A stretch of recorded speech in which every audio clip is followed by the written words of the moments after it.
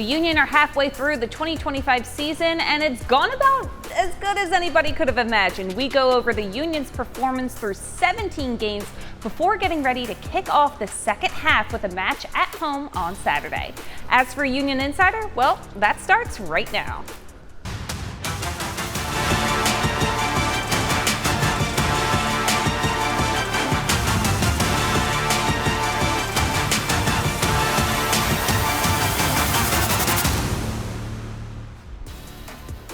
Hey everyone, welcome back to another edition of Union Insider presented by Independence Blue Cross. I'm your host, Marisa, joined with two of my favorite guys, Sebastian and Sheanon Williams, back gracing us with his presence. Guys, we're officially at the halfway point of the 2025 season, and it's been a first half to remember in Chester. So let's take a minute to go over some of the highlights of this first half.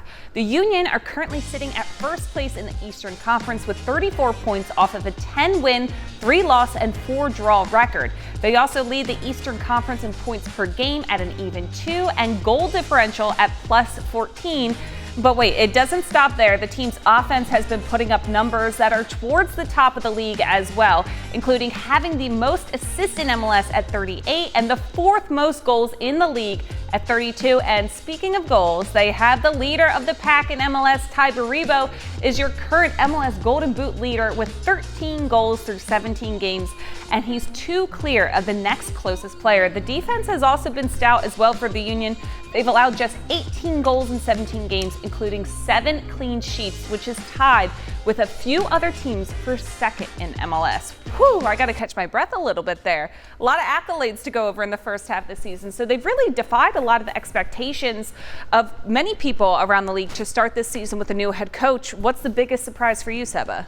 The biggest surprise is that we are first in the East right now. I feel like it's, like you say, the kind of how the team has been playing compared to last season. It's a big turnaround. I think, all the people that came in the team this year really brought something, and we saw a different type of energy in this team. And you already said all those nice line, having the best scorers, the best offense, and being able to, let's say, eliminate, I think, all the little mistakes we did last season who cost a lot of points to the team. You can see there's a really good team spirit, and that's why I think the team is first. It's not just, like I always say, 11 players who play every game. It's a bunch of guys who, when they decide to step up into the field, they get a result and they show what they can do. And we had a lot of great surprise, just I will say in the center midfield with Denley and Lukic, be able to score goals and really bring this energy, in the middle of the pack to get, all the results. We had Andrew Rick, who played some games where Andre Blake was not always starting for the team, being injured. You have, Baribo, who surf again on the finish of the season in a high note, being the leading scorer of the league. So a lot of great positive things for this team, but we are just halfway through. There's still another half of them to go, but I really like where the team is at right now. What do you give the exceeding expectations credit to? I've got to give a lot of credit to Bradley Carnell. I think he's come in and done a really good job. Obviously, they had a roster that had the main components of it. They've added to it, like Seba talked about, bringing in Lukic, having Danley now from the beginning of the season rather than halfway through. It's also impressive that they've traded away arguably one of their best players, and looks like it hasn't changed anything. They've done such a good job to not only bring along their front 11, but the whole entire squad, and they're using their whole entire squad, and that's something that they haven't done a lot of in the past. And Bradley Carnell is a big part of trusting that process and trusting that those guys are ready to go when they get their opportunity. And credit to those guys. When we think of somebody like Makanya, or we think of somebody like Nathan Harriel playing center back and things like that, they've done it seamlessly, like they've been doing it for years now. So I've got to give a lot of credit to the coaching staff and what they've been able to come over and do in their first year. Great job coming over with fresh ideas for a team that's done it all, that's been to the MLS Cup, that's been to the Eastern Conference Finals. It sometimes just needed some freshness to it, and I think Bradley Carnell and his staff has done that. It very does much feel like a breath of fresh air, especially as you said, Jim Curtin had been with this team for such a long time, took them out of a bad point that this club was with, but got them to a point where it almost kind of felt a little stale at a certain point. So is there something specific you've seen in Bradley Carnell's approach that you really love that he started to implement? For me, I think it's just the trust that he has in all of the team, and I think that goes a long way, and it comes out in those team members, and when they go onto the field and they want to perform, somebody like Frankie Westfield who's getting a chance at right back, I think that when you give players an opportunity, you see the best come out of them, and I think he's just done a really good job of using the entire squad and not just 15 or so guys. And Seba, we know that things have been going well up until this point, but there's always room for improvement. So where is that next level in the second half of the season?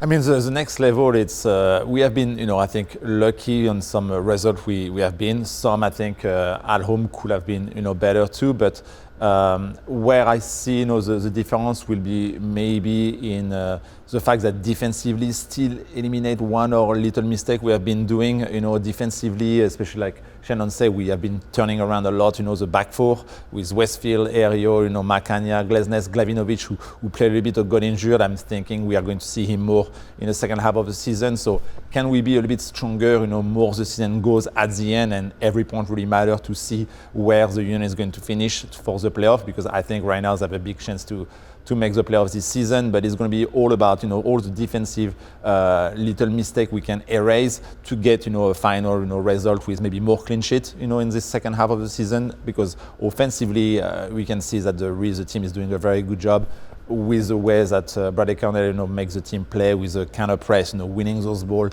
as soon as they lose it up the field and scoring from a quick counter attack. So I will say defensively will be more what I'm thinking of for the second half of the season, but he has to come from, of course, everybody. It's not just a four defender, it's a part of the team, and if you raise those, we can really, get more result when we play away from home. Yeah, it's so clear that this has been such an exciting start to the season, but no month was more thrilling for the Union than actually the month of May. The team went undefeated in 9 total matches, and Sage Hurley sat down with Bradley Cornell to talk more about the unblemished May in the latest edition of Coffee Talk with Coach. Coach, cheers to an unbeaten May. We here back in Philly. It's been some trip. Absolutely. So Philadelphia Union currently has an 11-game unbeaten streak across all competitions. 9 of those matches were in May. Have you had a chance to sit down and reflect on the month you just experienced? No, and I'm not sure we're ever going to. After each match is before the next match. And we've always just now been kind of resetting, refocusing on the very next match at hand. And probably, after the last trip in Dallas, everyone went their different ways and gone on different journeys now. So, with Nate getting his late call up, which was fantastic for the whole group. We had a big celebration after in the locker room because we got the email just then and there. So that was pretty fun to be part of and distribute that information. So when the team starts to come back together and people start trickling back in from international duty, What can you do as a staff to help keep that momentum going within the group and get them excited again about what they just accomplished and what's to come? I think it's two-part. I think the guys here who are not part of a national team setup, how do you get them energized? Because I think going to represent your country, it's a pretty cool thing. So you don't need to motivate for that. And I think they come back with all new experiences and different travel experiences. And I know as a player, I love traveling. Even as a coach now, I love going to different places and seeing different cultures and tasting different coffee, from all parts of the country. The most important thing. Imagine, the guys who aren't here, they see the same building, the same staff, everything's always the same monotony. So just to try and mix up the routine. So like this week, I'm not even talking about our philosophy, not even talking about, Atlas, not even talking about identity right now. We're just trying to maintain the week and have a lot of fun together as a group. And we'll come up with nice ways, and I've got something up my sleeve. All right. Yeah. I'm looking forward to seeing what you come up with. Yeah. 17 down, 17 regular season Major League Soccer games to go. What are your hopes for the second half of the season? Yeah, your hopes are always that you can replicate what you did in the first 17. We knew the schedule's a little off balance. The first 17 were home favor. The away, sort of the next 17 are more favoring the away sort of travel segments. So we got, a few more trips to go to, but the way we've traveled the last couple of weeks, and with 5 road wins, we can be very comfortable of going on our travels. And trying to just set new targets, keep the guys inspired, get them motivated, and looking forward to something. And I'd love to reset the league table, and start everybody at 0 again. So maybe we'll do that. Well, Coach, cheers to another exciting half of the season. Thank you. We've got more Union Insider for you in a bit, but first, here's your Union Trivia question presented by United Concordia. The Union are currently on a 9-game unbeaten streak in MLS, which they've done in 2 other seasons before in club history. Which seasons did these streaks happen in? Find out the answer later in the show. Welcome back to Union Insider, presented by Independence Blue Cross. I'm your host, Marisa Pilla. Last year, Jacques Mason was playing in his last game of the season for Chester High School at Wisvis Bank Sportsplex training fields, where the Union Academy happened to also be training and watching. After putting on a show in that game with a Union scout present, he was given an opportunity to take his career a step further. I think what Jacques' story shows from a Union perspective is exactly what teamwork is. It shows when we all come together and we can all pull from different places, we can make an incredible opportunity come to life. When I was little, like 7, 8 years old, my mom left and then came here. Like 8 years, didn't see my mom. Just like put a paper in, like process so I can come like on immigrant stuff. I was playing with Chester soccer, like the Chester high school team. We had a home game. It was like our last home game at the Wisvis facility, and then at halftime it was like, oh, one of the UN scouts like in the facility and he's watching you. So I was like, he's like, just keep doing your thing. Don't let it overcome you. Our academy team was training while Chester High were playing in a game. The opportunity for the academy scout to come out and watch the team play is where Jacques' story started. Myself and one of our scouts, Chris Manella, walked over. In 5 minutes, you could tell that he had something different. Jacques scored 4 goals in 15 minutes, and he liked what he saw, and he was able to offer him an opportunity to try out for the Union Academy. We were fortunate enough to be able to bring him in for a few training sessions. He showcased a lot of quality, and working with Alyssa and her team, we were able to onboard and transition him in really quickly, which we're excited about. In the first train, I told Ian, who was my assistant coach, said, I kind of like him. He was, talk to the players. He was very comfortable. Trainer, like what? He can help very much this group to grow as a team. To my mom, it was kind of like kind of fast, because if they really want me, they're gonna like come for me, like they're gonna like do everything possible to get me through. The Union Academy recruits players, and Jacques was one of those players. Really wanted to make contact with his mother and find out what were her dreams and what did he want to do. And so she really said, she has been in Liberia, she's in the United States, and now she would really love him to be able to be not only on the soccer pathway at the Union, but on the college pathway. My first game I should play was I played with the Union. I was playing against my old club. So it's like mixed emotions, don't know what to do, don't know what to expect. And then we play. Then my second game I was like more comfortable. Play, made team of the week. Then third game with the Union, scored my first goal, made team of the week again. So like everything was going great, and it's still going great. We're coming up on a break for Union Insider, but when we return, we'll preview the Union's first game back from international break as the Boys in Blue host Charlotte FC on Saturday. We'll be right back after this. Time for this week's Union Update presented by Torque. The Union didn't have an MLS game this past weekend, but they did play their first friendly of the 2025 season during the international break. They took on Liga MX side Atlas FC and beat them 2-1 at Subaru Park, with goals coming in the 46th minute by Marcus Anderson and Eddie Davis III in the 66th minute. Welcome back to Union Insider, presented by Independence Blue Cross. I'm Marisa Pilla here with Sebastian Letou the first and Sheanon Williams the 7th. The Union resumed play at home this weekend, where they'll take on Charlotte FC for the first time this season. So it's time for these guys to give their keys to the game, presented by Subaru. Seba, what's your key to the game?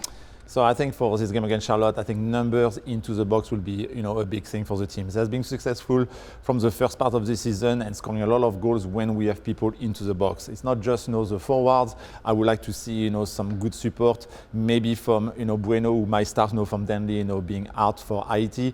And I would like to see, of course, the wide midfielder to come in the box when the cross, is giving from Kai Wagner on one side, maybe from Frankie Westfield on the other side, and it's where we are able to score the goal. So Charlotte is a very good defensive team. I think they're going to have a block, in front of their box. So I feel the success are going to come from good crosses on both sides, but we need number in the box to score the goals. All right, Sheanon, for you?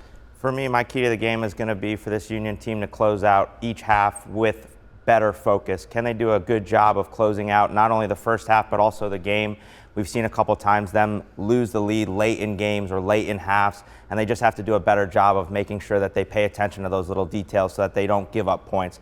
We've seen it now against Columbus and Miami, where thought we had 3 points in the bag and then end up with a tie. So again, could be a little bit further along in the standings if we had closed those games out. Can they do that good job here against Charlotte, who scored some late goals this season? Now, the thing with Charlotte is the Union split the series against Charlotte last year, but this year, as we said, it's under a new head coach who's really been doing a lot of different things with this Union team.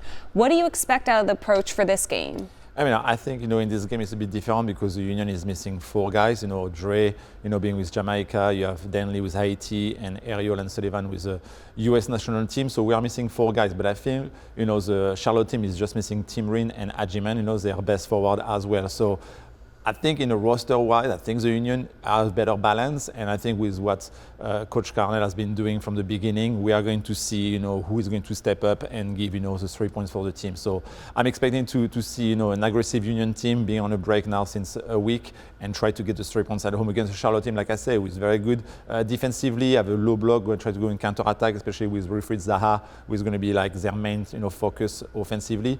But if we play our game and we bring, some pressure into the Charlotte team, I think we can be very successful. And how do these two clubs stack up against each other from a tactical perspective? I think every time we watch them play now, it's been a pretty up and down game. I think that for me, the Union have the upper hand. They have the confidence going into this game, and Bradley Carnell has used his entire roster, which bodes well for a team that's going to be missing 4 players like Seba talked about. So can they just do a good job of plug and play and just getting back to what they've been doing in the month of May? Yeah, and Charlotte has a fantastic goalkeeper in Christian Kalina. How did the Union get around that? Just test him early, not making him look good. We can always, like I say, have early crosses into the box, make sure that we take our chance, from distance when we are going to see the block of Charlotte, being low. It's all about, being aggressive. Of course, a good goalkeeper, but he cannot save anything. And we have, lots of forward in a big confidence right now for the team as well. So it's going to be interesting to see how many shots we can have, but especially on goal. And, if he's good enough, he will make the save. But I think we have some good opportunity to score a few goals against him. As Seba said, Charlotte will be missing some of their offensive players with international duty. So from a defensive point of view, who do they have to look out for? For me, Seba already spoke about him. It's Wilfried Zaha. Obviously, Charlotte's going to look to play to him and look to counter using him. And he's done a good job so far being able to create. Obviously, they're not going to have their guy up top in Ajiman, but Zaha will definitely be a goal threat for this Union team to watch out for. All right, it's time for our last break of the show, but when we return, we'll give you our final thoughts for the show as the Union get ready for their first matchup against Charlotte FC on Saturday. Union Insider will wrap up after this. Here's the answer to this week's Union Trivia question presented by United Concordia. The Union had gone unbeaten in 9 MLS games in 2 other seasons before in club history, and they went on those runs during the 2016 season and the 2023 season as well. It's our final segment here on Union Insider presented by Independence Blue Cross, and that means it's time for these guys to share their final thoughts for the show in this week's edition of Final Whistle. Sheanon, what are your final thoughts? 17 games down, 17 to go, and we're in first place. And can we do a good job of maintaining that through the rest of the year? I firmly believe that this will be a playoff team. It would be a catastrophic collapse if they weren't to make the playoffs. But now you want to think about where you're going to fit into those playoffs, what seed you're going to be in. That's going to be important for getting home games. We know how how loud Subaru Park can be once we get to the playoffs. So you want to try to stack as many home games as you can during that playoff season. 17 games to go. Can they do a good job of closing out the rest of the season? Summer months are always the hardest.